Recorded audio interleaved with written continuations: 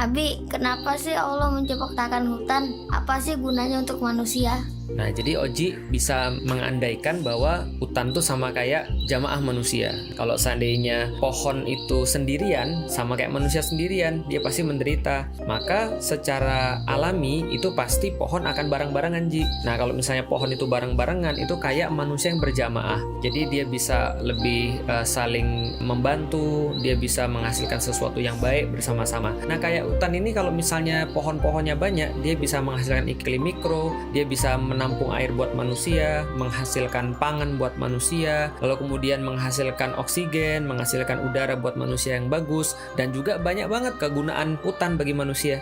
Oh, jadi gitu, Bi.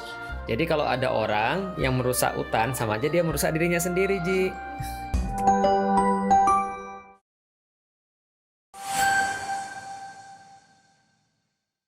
Bismillahirrahmanirrahim. Assalamualaikum warahmatullahi wabarakatuh. Alhamdulillah, puji dan syukur senantiasa kita panjatkan kepada Allah Subhanahu wa Ta'ala atas rahmat dan karunia-Nya, atas kesabaran-kesabaran yang telah dianugerahkan untuk kita, dan atas keimanan yang telah dititipkan di dalam dada kita.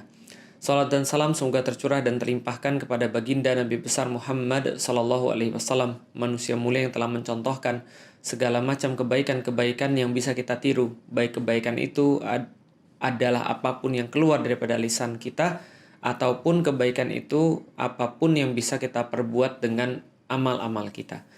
Teman-teman sekalian saat dirahmati Allah, seringkali kita itu merasa depresi, merasa stres, merasa tertekan. Sebab kita merasa bisa mengendalikan, bisa untuk mempengaruhi, bisa untuk bertanggung jawab atas segala sesuatu. Padahal sebenarnya manusia itu dikasih sedikit aja daripada tanggung jawab, tidak semuanya. Contoh misalnya, ada seseorang yang di zaman-zaman ini kita sudah tahu kita banyak sekali diuji dengan kematian, kita banyak sekali diuji dengan kesehatan, banyak diuji dengan harta dan seterusnya. Ketika ada seseorang yang menghadapi orang tuanya harus dipanggil oleh Allah Subhanahu wa Ta'ala dalam kondisi COVID misalnya. Keduanya dipanggil oleh Allah, lalu kemudian dia kehilangan orang-orang yang dia sayangi, dia ditinggalkan oleh orang-orang yang dia kasihi, maka ada beberapa orang yang tidak bisa menerima dan akhirnya dia stres karena mental, gitu ya. Kenapa bisa seperti itu? Karena dia merasa bahwa dia tuh punya kendali. Dia merasa tuh bahwa dia tuh bisa ngontrol sesuatu. Maka ketika dia mendapati hasil yang dia harapkan itu tidak seperti yang dia duga, maka dia stres, maka dia depresi.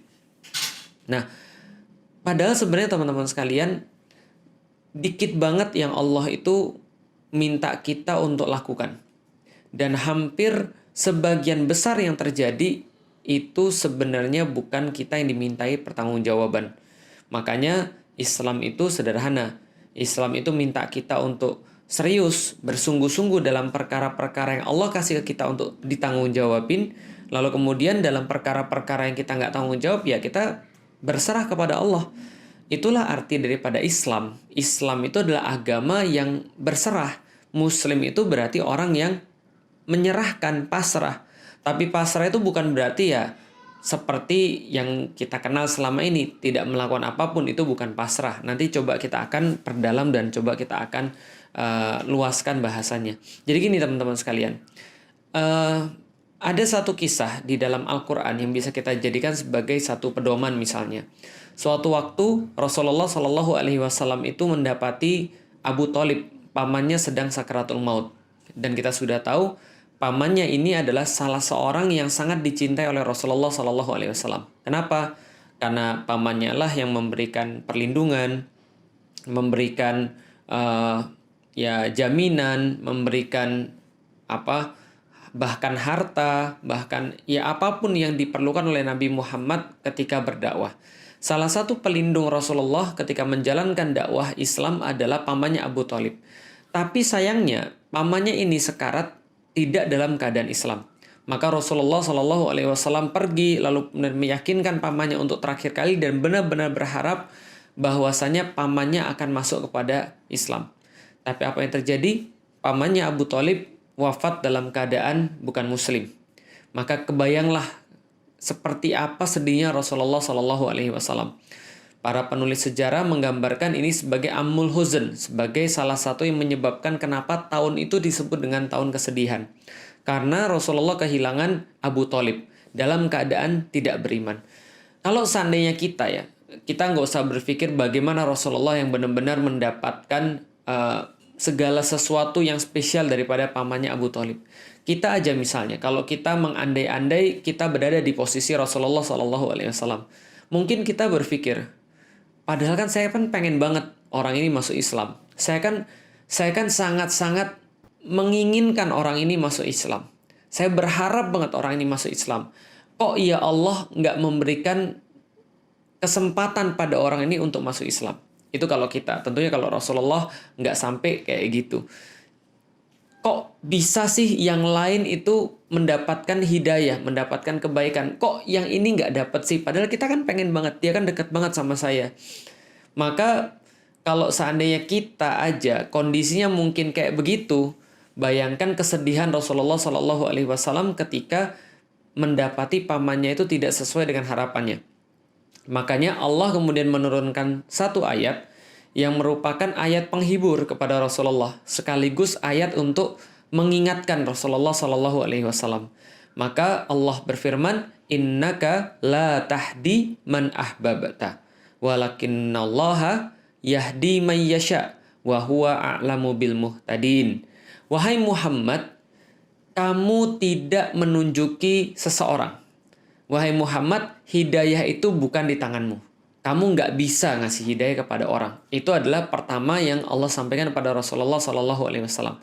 Lalu kemudian Allah sampaikan, akan tetapi akulah yang memberikan hidayah itu kepada orang yang aku kehendaki. Dan Allah menutupnya, aku lebih tahu tentang siapa yang layak mendapatkan hidayah, yang dia mau mendapatkan hidayah. Maka ini seolah-olah ingin menyampaikan pada Rasulullah Sallallahu Alaihi Wasallam yang mungkin pada saat itu dituduh gagal, atau pada saat itu dibilang nggak mampu, atau yang pada saat itu dibilang, alah bagaimana dia bisa nyelamatin orang-orang yang lain, orang pamannya yang paling dekat aja dia nggak bisa nyelamatin, orang pamannya aja dia nggak bisa jadiin Islam, bagaimana yang lain. Dalam kondisi kayak begitu, Allah sampaikan kepada Nabi Muhammad, wahai Muhammad, kamu bukan yang ngasih hidayah. Tidak ada satupun manusia yang bisa ngasih hidayah. Akan tetapi hidayah itu punya aku dan aku kasih kepada siapapun yang aku kehendaki, yang aku kira layak untuk mendapatkan hidayah Islam. Maka kita bisa mendapati di sini ada dua daerah, ada dua wilayah pada kehidupan manusia. Pertama adalah wilayah yang dia tidak bisa kuasai, dan yang satu lagi adalah wilayah yang dia kuasai. Maka seolah-olah Allah ingin menyampaikan kepada Nabi Muhammad, wahai Nabi Muhammad, menunjuki manusia siapa yang dapat hidayah, dia bisa beriman kepada Allah, itu bukan tanggung jawabmu sama sekali. Maka kalau ada orang yang beriman kepada Allah, itu berarti kerjaannya Allah. Kalau ada orang yang nggak beriman pada Allah, itu bukan urusanmu, itu adalah urusannya Allah.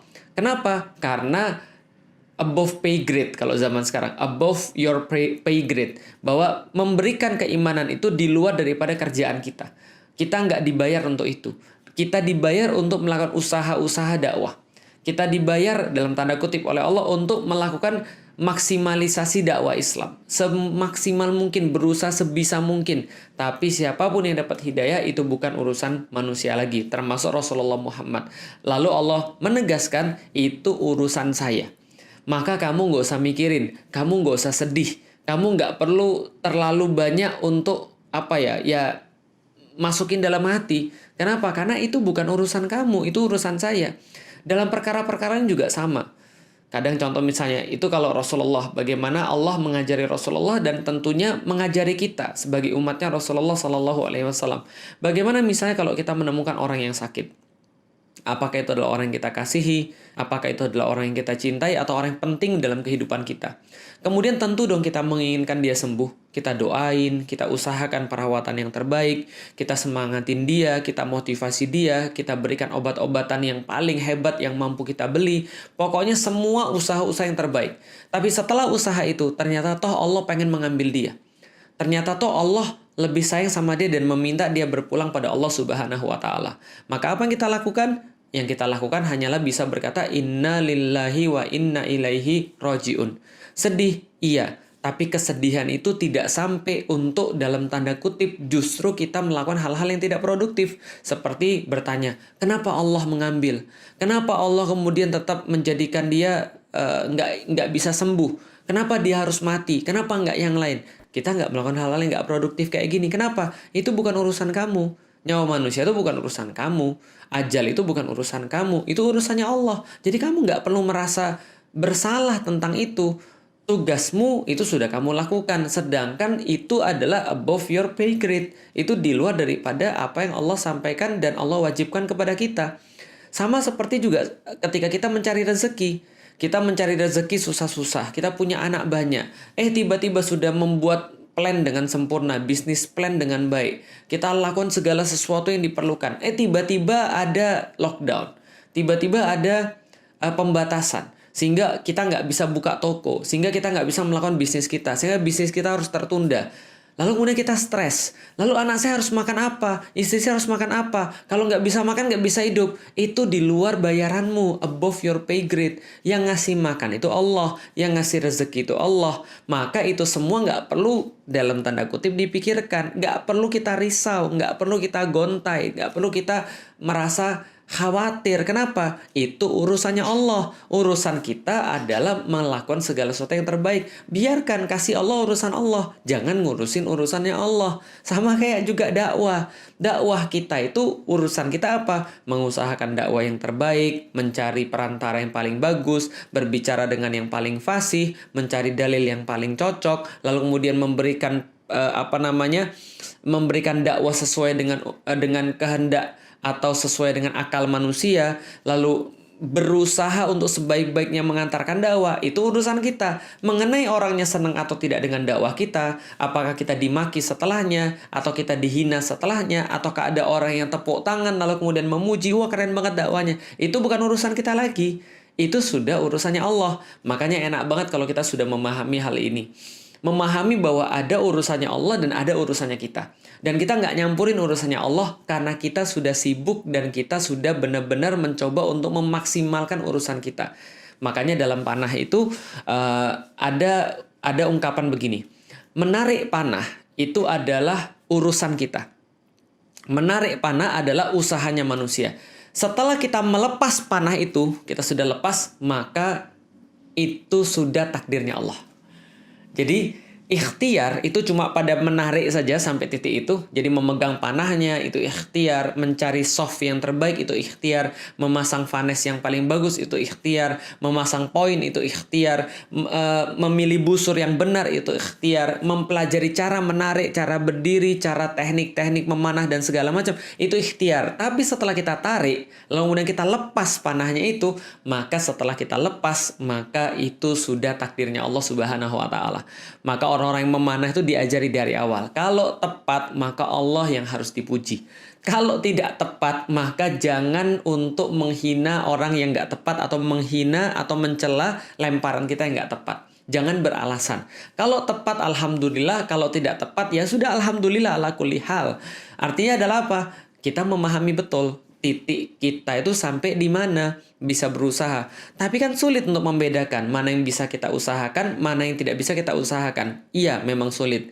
Makanya para ahli ilmu itu berkata, perbanyaklah berdoa kepada Allah, ya Allah, berikan aku kekuatan untuk bisa mengubah apa yang bisa aku ubah, dan berikan aku kesabaran untuk bisa bersabar atas apa yang tidak bisa aku ubah. Dan kebijaksanaan untuk membedakan mana yang bisa aku ubah dan yang nggak bisa aku ubah. Jadi saya ulangi ya. Jadi perbanyaklah doa, berikan aku kekuatan ya Allah untuk bisa mengubah yang bisa diubah. Dan berikan kesabaran untuk perkara-perkara yang nggak bisa saya ubah. Dan kebijaksanaan untuk bisa membedakan mana yang bisa diubah dan mana yang nggak bisa diubah. Karena memang agak sulit membedakan mana yang bisa kita ubah dan mana yang kita nggak bisa ubah. Contoh misalnya, suatu waktu ada seseorang, ini yang salah kaprah ya, contoh yang salah kaprah. Dia itu kalau tadi kan contohnya gini, kalau tadi contohnya ada seseorang yang dikasih oleh Allah perkara-perkara yang dia nggak bisa ubah dan dia merasa bahwa dia merasa nyesal, dia merasa stres karena dia merasa dia bisa mengendalikan sesuatu. Contoh, Ada seseorang yang sakit tadi. Dia udah berusaha semaksimal mungkin memberikan pengobatan yang paling bagus, memberikan perawatan yang paling bagus, menyiapkan segala macam sesuai dengan prinsip-prinsip kesehatan. Toh dia masih mendapati keluarga yang dia cintai atau orang-orang yang dia kasih diambil oleh Allah Subhanahu wa taala. Maka dia stres, dia depresi sampai itu kontraproduktif terhadap kehidupan dia. Maka orang ini dia GR, merasa bahwa dia bertanggung jawab padahal Allah nggak ngasih dia tanggung jawab di situ. Ajal urusan Allah, dia merasa dia bisa untuk ngurusin ajal. Dia merasa dia bisa untuk ngurusin yang mana yang hidup dan mana yang mati. Ini adalah kontraproduktif. Ini adalah sesuatu yang salah. Tapi ada juga salah dari sisi lain. Kalau tadi salahnya adalah dia merasa bisa ngurusin hal-hal yang nggak bisa dia ubah. Dia merasa bisa mengendalikan perkara-perkara yang nggak bisa dia ubah. Tapi ada satu lagi, yaitu adalah orang yang nggak mengubah perkara-perkara yang bisa dia ubah. Orang yang nggak berusaha, tidak maksimal dalam perkara-perkara yang mampu dia lakukan. Padahal itu hal yang bisa dia kuasai, dia bisa kendalikan. Dan dia beralasan ini sudah takdir. Contoh misalnya, ada orang yang datang ke kantor telat. Setiap hari datangnya telat. Harusnya datangnya jam 8, datangnya jam setengah 10. Ketika dia ditanya, kenapa kamu telat? Jawabannya, takdir Pak. Maka ini adalah contoh orang yang malas, nggak mau berusaha. Contohnya lagi misalnya, dia sudah tahu bahwasanya di depan itu ada problem, ada wabah misalnya. Di depan itu ada penyakit misalnya. Tapi dia mengatakan, udahlah urusan mati atau hidup itu adalah urusan Allah. Ajal itu urusan Allah. Toh kalau saya mati saya juga syahid. Maka dia kemudian pergi ke sana tanpa perlindungan, tanpa protokol kesehatan, tanpa melakukan apapun. Lalu kemudian setelah sampai di situ dia terkena, lalu kemudian dia meninggal. Kalau ada wabah seperti di zamannya Umar misalnya, maka ini adalah orang yang tidak memperhatikan usaha, tidak melakukan ikhtiar. Padahal ini perkara-perkara yang bisa dia kuasai, yang bisa dia ubah gitu maksudnya. Bukan perkara yang tadi, bukan perkara yang sudah menjadi takdirnya Allah Subhanahu wa taala. Atau gampangnya gini, dia ikut pertandingan panah. Ketika ikut pertandingan panah, ini pertandingan panah tingkat nasional. Maka dia datang dengan panahnya, dengan busurnya, lalu orang tanya, kok kamu pakai busurnya kayak gitu? Iya memang terserah aja. Lalu kok kamu pakai anak panahnya nggak cocok sama busurnya? Ya terserah aja dong. Lalu dia ditanya lagi, kamu udah latihan berapa lama? Ya aku nggak latihan. Kenapa? Aku tawakal pada Allah Subhanahu wa taala. Kalau Allah pengen aku menang, aku tetap menang. Kalau Allah pengen aku kalah, ya udah aku kalah. Aku nggak peduli. Kenapa? Semuanya sudah ditentukan oleh Allah Subhanahu wa taala. Fa'alu lima yurid. Allah melakukan apa yang dia inginkan. Kalau Allah menghendaki saya menang, saya pasti menang. Ini juga sama, ngawur. Kenapa? Karena dia tidak melakukan yang seharusnya, dia tidak mengusahakan yang seharusnya dia usahakan. Dia tidak maksimal dalam perkara-perkara yang bisa dia kendalikan. Makanya dalam kasus ini Rasulullah mencontohkan bahwa Rasul ketika pergi jihad fisabilillah itu pernah memakai baju zirah 2 lapis. Kenapa? Karena ini berada dalam wilayah kekuasaannya Rasulullah. Rasul ingin mencontohkan, iya memang Allah pasti akan membantu orang-orang mukmin. Allah pasti akan memenangkan orang-orang mukmin, tapi ikhtiarnya kamu sempurnakan dulu. Kenapa? Karena itulah namanya jihad. Jihad itu menyempurnakan ikhtiar, memaksimalkan perkara usaha. Itu jihad. Maka kalau orang sudah maksimal dalam usahanya, melakukan apapun yang dia bisa, lalu dia berjihad di jalan Allah, maksimal dalam persiapannya, maksimal dalam amalnya, lalu tetap dia meninggal, itulah namanya syahid. Maka kalau ada orang di zaman sekarang, contoh misalnya dia sakit kena COVID, padahal dia sudah melakukan protokol kesehatan, dia udah benar-benar menjaga dirinya, lalu dia masuk rumah sakit, dia mengusahakan pengobatan yang terbaik, dia benar-benar pengen sembuh, termotivasi, pengen cepat sehat, lalu dia mengusahakan obat-obatan yang terbaik, herbal, lalu kemudian obat-obatan dari dokter, bukan obat untuk menaikkan imun, misalnya yang terbaik semua dia usahakan. Toh dia tetap meninggal. Maka kata Rasulullah, siapa yang mendapatkan wabah, lalu kemudian dia bersabar, lalu kemudian dia ridho dengan ketentuan itu, lalu maksimal dalam melakukan hal-hal yang harus dia lakukan, dan kalaupun dia tetap mendapati kematian setelah itu, maka Rasul katakan dia dapat pahala syahid, dan keluarganya ya sudah, ini sudah ketentuan Allah, sudah syahid. Maka yang harus kita lakukan tuh simple. Islam tuh sederhana banget, anti stres. Islam tuh anti kena mental. Islam tuh anti depresi. Kenapa? Karena menaruh segala sesuatu pada porsinya. Kalau kita sudah melakukan segala sesuatu yang kita bisa, dan itu sudah paling maksimal, maka terjadi sesuatu yang nggak kita inginkan, ya udah tinggal bilang innalillahi wa inna ilaihi rojiun. Sedih boleh, tapi jangan sampai itu membuat kita kontraproduktif dengan cara menyalahkan orang, menyalahkan diri sendiri, apalagi menyalahkan Allah. Ini yang kemudian dikatakan nggak benar. Makanya kayak tadi misalnya kayak ceritanya Rasulullah, lalu Allah kemudian menasihati Rasulullah, menghibur Rasulullah, ini bukan salah kamu, bukan berarti juga dakwamu gagal, tapi memang ya ini sudah ketentuan Allah. Udah mau gimana lagi? Itu bukan urusan kamu loh untuk memberikan hidayah, apalagi kita. Jadi ada banyak hal yang kita tuh harusnya nggak usah mikirin.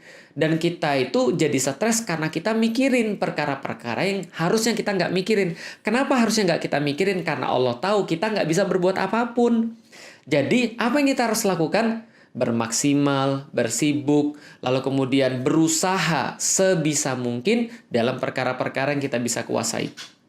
Banyak banget perkara-perkara yang kita nggak bisa kuasai.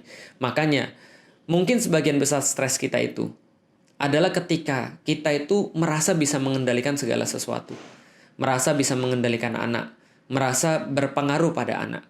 Merasa punya kontrol terhadap anak. Maka ketika anak kita berbuat segala sesuatu yang kita nggak suka, kita jadi stres, kita jadi depresi. Kita merasa bisa mengontrol karyawan. Kita merasa bisa mengontrol kehidupan, kesehatan. Bisa mengontrol rizki. Itu yang kemudian kadang-kadang membuat kita itu stres. Makanya Islam itu adalah berserah. Berserah pada apa? Berserah kepada Allah dalam perkara-perkara yang memang kita nggak bisa kuasai. Karena memang kita nggak pernah bisa mengendalikan seseorang in the first place. Kita nggak pernah bisa mengendalikan anak sebenarnya. Maka ya udah berserah kepada Allah setelah kita melakukan segala sesuatu yang bersifat maksimal. Tapi ingat, bukan berarti kita kayak orang tadi yang pergi panah lalu nggak latihan dengan alasan kalau Allah pengen ya saya pasti menang. Ya itu juga salah. Maka perbanyak doa, ya Allah, mudah-mudahan Engkau bisa memberikan saya kekuatan untuk bisa mengubah apa yang bisa saya ubah, kesabaran untuk bersabar dalam perkara-perkara yang nggak bisa saya ubah, dan kebijaksanaan untuk bisa membedakan mana yang bisa saya ubah dan mana yang nggak bisa saya ubah. Teman-teman sekalian, mudah-mudahan Allah merahmati teman-teman sekalian untuk bisa bersabar dalam perkara-perkara ketentuan Allah Subhanahu wa Ta'ala. Assalamualaikum warahmatullahi wabarakatuh.